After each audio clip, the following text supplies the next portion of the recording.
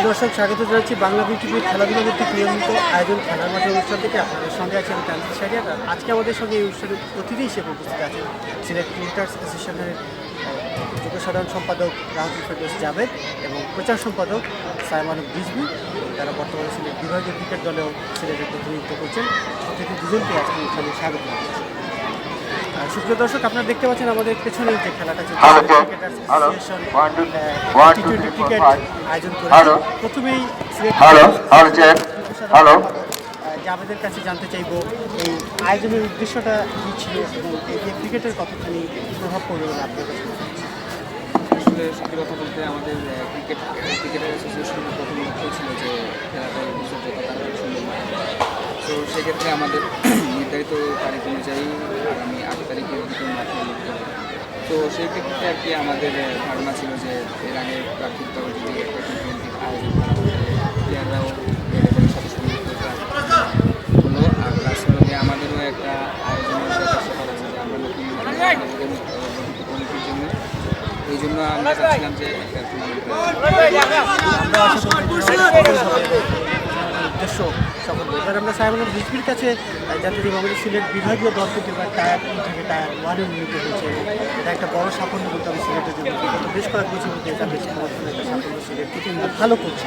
তো সিলেট লিগটা নিয়ে আপনার মতামত কি? এবার কিন্তু লিগটা দিক থেকে শুরু হচ্ছে এবং ট্রাক লিগ হচ্ছে না এবং লিগটা 8ই মার্চ শুরু হচ্ছে। একজন ক্রিকেটার হিসেবে এবারের লিগ নিয়ে আপনার প্রত্যাশা কী এবং ভবিষ্যতে আয়োজকদের কাছ থেকে আপনারা কী আশা?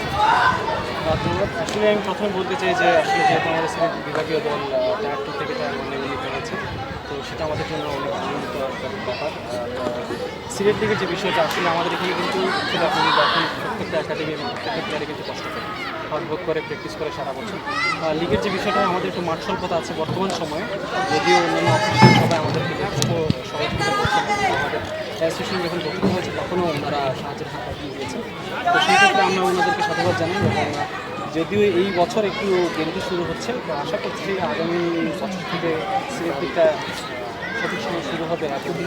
যেরকম হওয়া উচিত আমাদের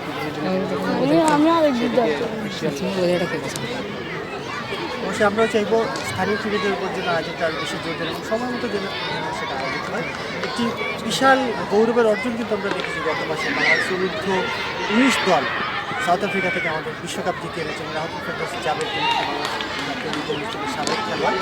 জাভেদ, আপনি এই সাফল্যটাকে কীভাবে দেখছেন? এই জায়গা থেকে এই যে ক্রিকেটাররা ভালো খেলেছে, তাদের ভবিষ্যতের জন্য বাংলাদেশ ক্রিকেট বোর্ড কিংবা স্থানীয় আয়োজকদের কাছে ক্রিকেটার হিসেবে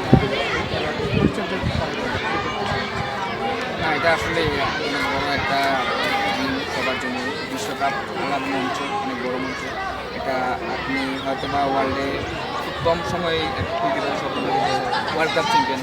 তো সেটা সফল হয়েছে, আমরা অবশ্যই কংগ্রেচুলেশন এবং আমাদের দেশের সবার মাথা উজ্জ্বল করে ধরে। তো আমি চাইবো যে ক্রিকেট বোর্ড আপাতত অবস্থায় যে আন্ডার-21 করতেছে ওদের নিয়ে, এটাতে আমি সাধুবাদ জানাই। প্লাস এরকম প্লেয়ার যদি নার্সিং করতে থাকে তাহলে আগামীতে এদের জন্য ভালো হবে এবং এরাও অনেক সুফল বয়ে নিয়ে আসবে। অবশ্যই আমরা প্রত্যাশা করবো এখান থেকে আমরা ভবিষ্যতে আরও ভালো ব্যবহার পাবো। ঠিক যেরকমটা করে সিলেট থেকে একটা সময় ছিল 4 জন ন্যাশনাল টিমে খেলেছিল। রাজীব সালে, অলক কাপালি, তাপস বসিয়ানা, মুখুজ্জুর এবং রাজীব সালে আলমেরই অনুজ হচ্ছেন সাইমান রিজভী। সাইমান রিজভীর কাছে একটু জানতে চাইব, এই যে জাতীয় দলের দীর্ঘদিন থেকে সিলেট থেকে সেরকমভাবে খেলার উঠে আসতে পারে, এখন আমাদের আমিয়াদ রাহিদ খেলছেন, সে খালেদা খেলছেন, ভাবির চৌধুরী, কিন্তু সেইভাবে আমরা সেই আগের মতো করে ধারাবাহিক করে জাতীয় দল খেলা তৈরি করতে পারছি না, খেলোয়াড়রা জায়গা তৈরি করতে পারছি না। আপনি একজন ক্রিকেটার হিসেবে কী মনে হয় খেলোয়াড়রা আরও কীভাবে নিজেদেরকে তৈরি করতে পারে, জাতীয় দলে নিজেকে তৈরি করে দেওয়া? আসলে বলতে গেলে একটা সময় আমাদের সূর্যোজ্জ্বল সময় ছিল সিলেট ক্রিকেটে, যখন আমাদের সিনিয়র যারা ছিলেন সবাই রিপ্রেজেন্ট করেছিলেন। 4 উইকেটে জয়লাভ করেছে Moulvibazar cricket academy. Green Sylhet cricket academy Moulvibazar cricket একাডেমির মধ্যকার দিনের দ্বিতীয় ম্যাচে চমৎকার ভাবে প্রতিদ্বন্দ্বিতাপূর্ণ একটি ম্যাচ আমরা উপভোগ করেছি। আজকের এই ম্যাচে চমৎকার কিছু পারফরমেন্স আমরা দেখেছি, বিশেষ করে মৌলভীবাজার ক্রিকেট দল এবং গ্রিন সিলেট ক্রিকেট দলের পেস বোলাররা চমৎকার বোলিং করেছেন, যার সুবাদে লো স্কোরিং ম্যাচে যথেষ্ট ফাইট হয়েছে। অবশ্যই আমরা চাইব সিলেটে এসে সোনালী সময় ফিরে আসুক এবং এই জাবেদ রিজভিদের মতোই আরও অনেকে সিলেটের ক্রিকেটে যুক্ত জাবেদ রিজভিরাও যেন রাজীব অলক তাপস সেনামে সুপ্রিয় উপস্থিতি, জাতীয় দলের জায়গা করে নিতে পারে। আজকের এই বাংলাদেশ যে অনুষ্ঠান খেলার মাঠে অনুষ্ঠানে সময় দেওয়ার জন্য রিজভি ভাই যাবে শেষ করিল। রিজভিকে আমরা আন্তরিক ধন্যবাদ জানাচ্ছি এবং কৃতজ্ঞতা জানাচ্ছি।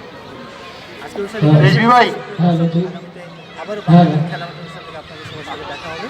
সে পর্যন্ত সবাই ভালো থাকুন, সুস্থ থাকুন, নিরাপদে থাকুন। ধন্যবাদ সবাইকে।